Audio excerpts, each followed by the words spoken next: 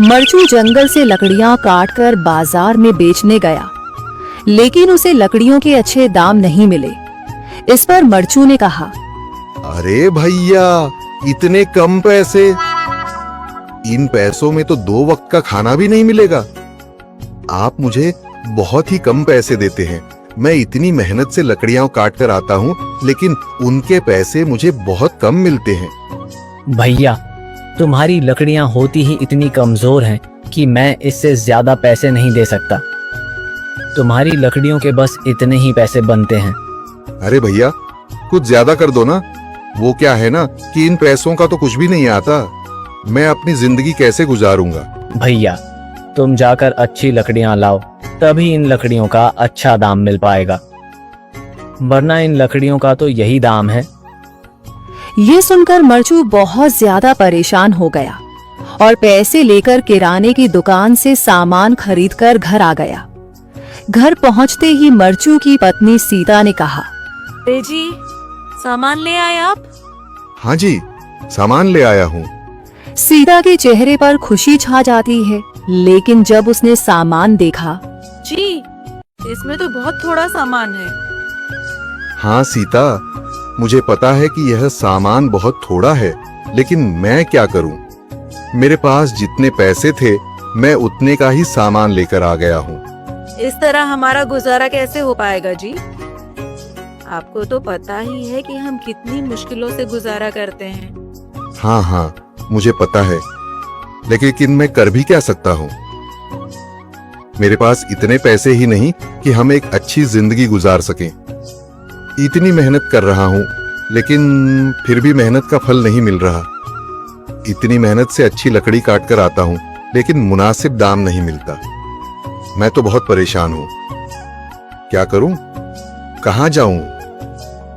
अरे जी, आप परेशान न हो, आप कोई और काम देख लें।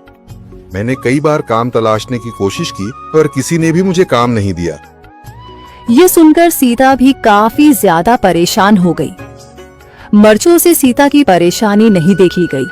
उसने अपनी पत्नी सीता से कहा, मैं फिर से जंगल की ओर जा रहा हूँ। अरे जी, अभी मत जाइए ना, वैसे भी शाम हो रही है। आप कल चले जाइएगा, अभी मत जाइए। ठीक है, अगर तुम रोक रही हो तो मैं नहीं जाता। मैं कल चला जाऊंगा। इसके बाद मरचू गांव में घूमने के लिए चला गया। तभी उसे एक आदमी मिला और उसने कहा, कहाँ जा रहे हो भैया? और सुनाओ, क्या हाल चाल है? जिंदगी कैसे गुजर रही है? अरे भैया, तुम्हें तो पता है कि लकड़ियां काटकर कैसे गुजारा होता है। हाँ भैया, तुम सही कह रहे हो।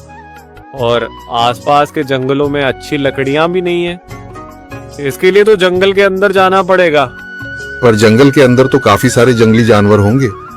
मुझे बहुत डर लगता है भैया, मैं जंगल में कैसे जाऊंगा? हाँ भैया, जंगली जानवर तो होंगे, लेकिन अच्छी लकड़ियां तो वहीं से ही मिलेंगी।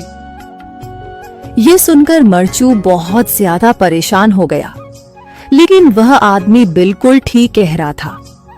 जंगल के किनारे की सारी लकड़ियां कट चुकी थीं। अब सिर्फ जंगल के अंदर ही अच्छी लकड़ियां बची थीं। अगली सुबह मरचू लकड़ियां काटने जंगल की ओर चल पड़ा।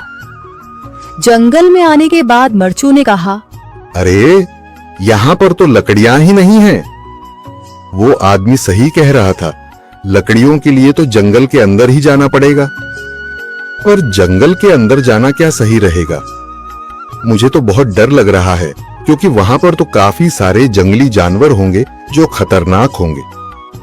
अगर आज मैं जंगल के अंदर नहीं गया तो मैं आज घर पैसे लेकर नहीं जा सकूंगा, और फिर जब पैसे नहीं होंगे तो गुजारा कैसे होगा?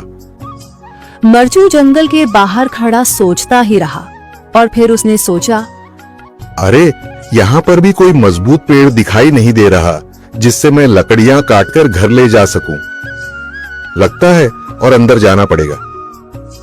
यही सोचकर मरचू जंगल के अंदर चला गया।